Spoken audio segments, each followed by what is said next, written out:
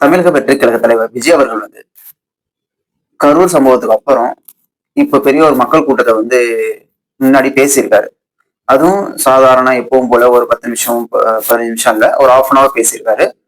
இதுல அவர் எது மாதிரியான விஷயங்கள் முன் வச்சாரு, ஈரோடு சம்பந்தப்பட்ட விஷயங்களை என்னென்ன பேசினாரு, டிஎம்கேக்கு அரசாங்கத்துக்கு எதிராக என்னென்ன விஷயங்கள் பேசினாரு, அப்புறம் அவருக்கு எதிராக வந்த அவதூறுகள், சில கேள்விகளுக்கு என்னென்ன பதில் சொன்னாரு அப்படிங்கிற விஷயங்களை வாங்க பார்க்கலாம்.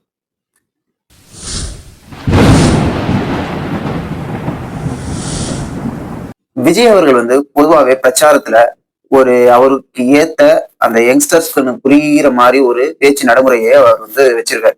இது வந்து மக்கள் உற்சாகப்படுத்துற வகையிலும் சரி, அதை ரசிக்கிற வகையிலும் சரி, அது மாதிரியான அவர் ஆரம்பத்துல இருந்தே அவர் பேச்சை கொண்டு வந்திருக்காரு. இப்போ அதை கொஞ்சம் இம்ப்ரூவ்மெண்ட் பண்ணி நல்லாவே கொண்டு போயிருக்காரு நம்ம பார்க்கணும். இப்போ இந்த கரூர் சம்பவத்து அப்புறம் இப்ப ஈரோட்டுல வந்து அவர் வந்து ஒரு ஆர்கனைஸ்ட் ஒரு கூட்டத்தை ரெடி பண்ணி செங்கோட்டையன் அவர்கள் தாவேக்காவுக்கு வந்ததுக்கு அப்புறம் இந்த கூட்டம் வந்து ரொம்ப பேச்சு பொருளா மாறினது. புசி ஆனந்த் அவர்கள், ஆதவர்ஜுனா அவர்கள், செங்கோட்டையன் அவர்கள், இவங்கதான் அந்த கூட்டத்தை நெறிமுறைப்படுத்தி சில விஷயங்களை முன் வந்து அதை விஷயம் பண்ணிட்டு இருந்தாங்க. அப்படிங்கும் பொழுது இந்த கூட்டத்துல எந்த அசம்பாவிதம் நடந்துடக்கூடாது அப்படிங்கிற ஒரு மெயின் காரணம் அந்த விஷயம் இங்க இருந்தது. அதுக்கு ஒரு விஷயம் உதாரணமா நம்ம சொல்ல போனோம்னா, விஜய் அவர்கள் பேசிட்டு இருக்கும்போது ஒரு பையன் மேலே ஏறி அவருக்கு வந்து முத்தம் கொடுத்துட்டு இருந்தான். அவருடைய அந்த கட்சியோட கொடியை சுத்திட்டு இருந்தாப்புல. இத விஜய் அவர்கள் பேசிட்டு இருக்கும் போதே ஸ்டாப் பண்ணி தம்பி இறங்கு, தம்பி இறங்குன்னு சொல்லி அந்த பையனை இறக்க வச்சாரு. ஓகேவா? அந்த பையன் இறங்கினாதான் அந்த பையன் மேல நின்று கேட்கும் பொழுதே முத்தம் கொடுத்தாப்புல. நீ இறங்கினாதான் நான் முத்தம் கொடுப்பேன், நீ இறங்கினாதான் பேசுவேன் அப்படிங்கிற விஷயத்தையும் சொல்லியிருந்தேன். இது வந்து ஒரு பாராட்டுதற்குரிய விஷயம். ஏன்னா இது மாதிரியான சில விஷயங்கள்லாம் அந்த தமிழக வெற்றி கழகத்தோட கம்ப்ளைண்ட் பண்ற மற்ற கட்சிகளுக்கு கம்ப்ளைண்ட் பண்றதுக்கான காரணமாவும் இருக்கு. இது வந்து கடந்த காலங்களாகவே இருக்கு. பட் இப்போ வந்து இது விமர்சனத்துக்கு பெருசா உள்ளாகுது. இப்போ நம்ம அந்த அவர் வந்து ஈரோட்டை பத்தி என்னென்ன விஷயம் பேசினாரு அப்படிங்கிற விஷயத்த பார்ப்போம். ஈரோட்டுல அதிகமா பயிரப்படுறது மஞ்சள்.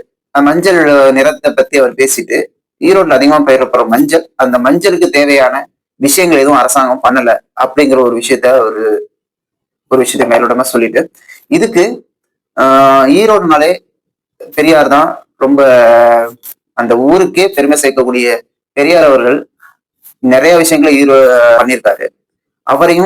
அவரை பற்றி அந்த விஷயங்களை என்னென்ன விஷயம் பண்ணாரோ அதை பேசிட்டு அடுத்து மூவ் ஆகுறாரு. எந்த விஷயத்துக்கு அப்படின்னா, திமுகவை மிக பெரும் கடும் சொற்களால எப்படி சொல்றது ரொம்ப எதிர்க்கிறாரு. இதுவரையும் அவரு அது மாதிரி விஷயங்களை எதிர்த்து பேசியிருக்காருன்னா இல்ல. ஏன்னா திமுகவை வந்து ரொம்ப கடுமையா எதிர்த்து பேசி யாருமே நம்ம ஜெயலலிதா அவர்களுக்கு அப்புறம் ஏடிஎம்கேவே ஒரு எதிர்கட்சியை வந்து ரொம்ப கடுமையா பேசி பார்த்ததுல. அப்படி இருக்கும் பொழுது நான் தான் டிஎம்கேவை எதிர்க்கிற பெரிய சக்தி அப்படிங்கிற ஒரு ப்ரொஜெக்ஷனை விஜய் அவர்கள் கிரியேட் பண்ண ட்ரை பண்றாரு. அது அவருக்கு கொஞ்சம் கை கொடுத்துருக்கும் நம்ம சொல்லலாம். ஏன்னா இப்போ விஜய் அவர்கள் சில விஷயங்கள் பேசினா அது எல்லாரும் கவனிக்கப்படுது. ஆனா ஏடிஎம்கே எடப்பாடி அவர்கள் பேசிட்டு இருக்காங்க. ஆனா அந்த அளவுக்கு அது வந்து எல்லாராலையும் கவனிக்கப்படுதா அப்படிங்கிறது ஒரு கொஸ்டின் இருக்கு. ஏன்னா இப்போ அந்த அளவுக்கு அவருடைய பேச்சு இருக்காங்கன்னா இல்ல. டிஎம்கேவை ரொம்ப ஹெவியா எதிர்க்கிறது நாங்க தான், டிஎம்கே எதிர்ப்பாளர்கள்லாம் எங்களுக்கு ஓட்டு போடுங்க அப்படிங்கிற ஒரு சிச்சுவேஷனை கிரியேட் பண்ண ட்ரை பண்றாரு. அது மூலமா டிஎம்கேல இருந்து வர்ற சில அவருக்கு எதிராக வர சில விமர்சனங்களுக்கு ஒரு பதில் சொல்றாரு. ஏன்னா அவர் இந்த 10 நிமிஷம் 15 நிமிஷம் பேசினது, அப்புறம் வந்து டெப்டி சிஎம் அவர்கள் வந்து அவர் வந்து அவர் அட்டை அப்படின்னு சொன்னது, அப்புறம் வந்து வானத்துல வர நிறங்கள் நல்லா பாக்குறதுக்கு நல்லா இருக்கும், ஆனா அது வந்து அடுத்த நிமிஷமே காணாம போயிடும் அப்படிங்கிற விஷயத்த சொல்றது, இதெல்லாம் டிவிகேக்கு அவர் பேரை சொல்லாம நிறைய விஷயங்களை சொன்னது. அப்புறம் டிஎம்கேங்கிற பேரை சொல்லாம அரசியல் விமர்சகர் அது மாதிரி சொல்லிட்டு, ஒரு பத்திரிகையாளர் அப்படிங்கிற சொல்லிட்டு நிறைய விஷயங்களை வந்து டிவிகேக்கு எதிராக சொல்ற இந்த விவாதங்கள்லாம் சொல்லுவாங்கல்ல, அது மாதிரி சொல்ற விமர்சனத்துக்கும் அவர் பதில் சொல்றாரு. ஏன் பாஜகவை அவர் பேசல, ஏன் ஏடிஎம்கேவை அவர் பேசல, ஏன் இவ்வளவு நேரம் பேசுறாரு அப்படிங்கிற கொஸ்டின் எல்லாம் அவர் கேட்டுக்கிட்டே வந்தாங்க. இதெல்லாம் நீங்க அது மாதிரி பேசினா மக்கள் உங்களை நம்ப மாட்டாங்க, நீங்க யாருன்னு இந்த மக்களுக்கு தெரியும் அப்படிங்கிற விஷயத்த சொல்லிட்டு, நீங்க கேட்கறதுக்காக நான் பேச முடியாது, ஏன்னா எனக்கு அரசியல் எதிரி யாரு, கொள்கை எதிரி யாருன்னு நான் சொல்லிட்டு தான் கலக்கத்துக்கே வந்திருக்கேன். அப்படி இருக்கும் பொழுது நீங்க பேசு, பாஜக பேசு, ஏடிஎம்கே பேசு அப்படின்னு சொல்றதுக்காகலாம் நான் அவங்களை பத்தி பேச முடியாது. அவங்க களத்துல இல்லாதவங்க, அவங்கள பத்தி நான் ஏன் பேசணும் அப்படிங்கிற விஷயத்தையும் விஜய் அவர்கள் கன்வே பண்றாங்க. இதுல ஒருபடி மேல போய் என்ன சொல்றாருன்னா, எம்ஜிஆர் அவர்களும் ஜெயலலிதாமையார் அவர்களும் டிஎம்கே ஒரு தீய சக்தின்னு சொல்லிட்டு இருந்தாங்க. ஆனா அப்போ எனக்கு புரியல. இப்பதான் அரசியல் வந்ததுக்கு அப்புறம் தெரியுது ஏன் தீய சக்தின்னு சொல்லிட்டு டிஎம்கேவை சொல்றாங்க அப்படின்னு. அதேதான் நானும் சொல்றேன். டிஎம்கே ஒரு தீய சக்தி, டிஎம்கே ஒரு தீய சக்தி, டிஎம்கே ஒரு தீய சக்தின்னு மூன்று முறை ரொம்ப கடுமையா சொல்றாரு. இது வந்து ஒரு நரேட்டிவ செட் பண்றாரு. தீய சக்தின்னு சொல்லிட்டு டிவிக்கே ஒரு தூய சக்தி அப்படின்னு ப்ரொஜெக்ட் பண்றாரு. டிவிக்கே ஒரு தூய சக்தி அப்படின்னு சொல்லிட்டு, அதாவது ஒரு நரேஷனை பில்ட் பண்றாரு. தூய சக்தி வர்சஸ் தீய சக்தி அப்படிங்கிற ஒரு நரேஷனை 2026 தேர்தலுக்கு அவர் நரேஷனை செட் பண்ணி கொண்டு போறாரு. இன்னும் 3 மாதங்கள் தான் இருக்கு இந்த தேர்தலுக்கு. இந்த இடையில வேற இந்த எஸ்ஆர் ரிவிஷன் ஒரு தீவிர பட்டியல் கொண்டு வந்து அதை வெளியிட்டு இருக்காங்க. அதுலயும் சில பிரச்சனைகள் வந்திருக்கு. அதுக்கு எதிராக என்ன குரல் கொடுப்பாங்க நம்ம பொறுத்திருந்தா பார்க்கணும்.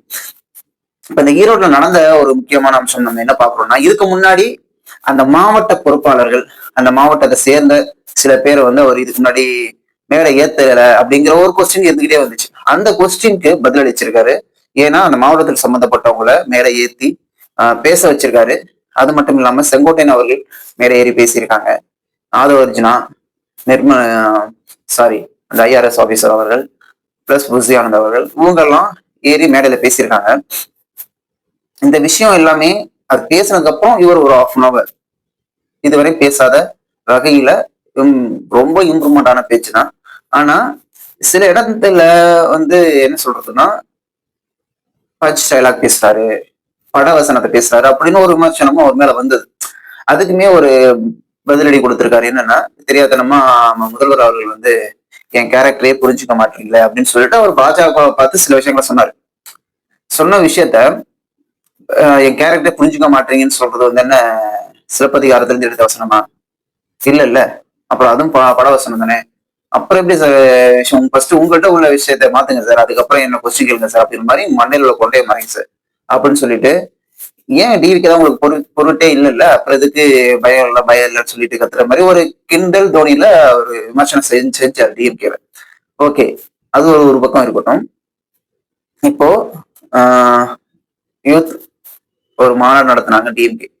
அப்போதான் டெப்டி சிஎம் அவர்கள் வந்து சில விஷயங்களை வந்து சொல்லியிருந்தேன். என்னன்னா, இந்த வானவில் அந்த கலர்லாம் வரும் அப்படின்னு சொல்லிட்டு அதெல்லாம் அந்த மீட்டிங்லாம் பேசினாரு.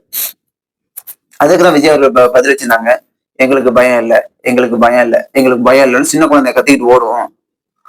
பயமே இல்லைல்ல, அப்புறம் ஏன் கதறீங்க? ஏன் டிவிக்கேன்னு சொல்லிட்டு ஏன் பேசுறீங்க?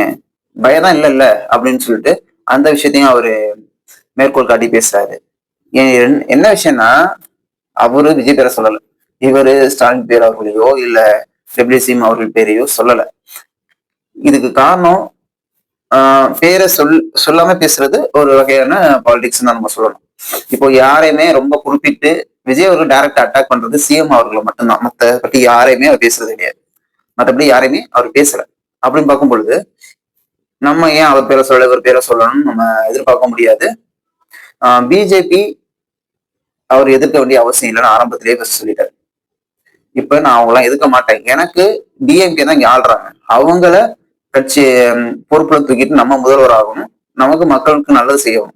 தேவையில்லாம அதை அவங்கள அப்புறம் பார்த்துக்கலாம். தேவையெல்லாம் போயிட்டு எதுக்கு அவங்களுக்கு எதிர்க்கிற ஐடியாலாம் இல்லை சார், அதெல்லாம் நீங்க சொல்லாதீங்க, நீங்க சொல்றதை நான் செய்யணும்னு கிடையாது, எல்லாமே நீங்க எனக்கு சொல்லிக் கொடுக்காதீங்க அப்படிங்கிற விஷயத்த ரொம்ப காட்டமாவே எல்லாருக்கும் பதில் சொன்னார் விஜய் அவர்கள்.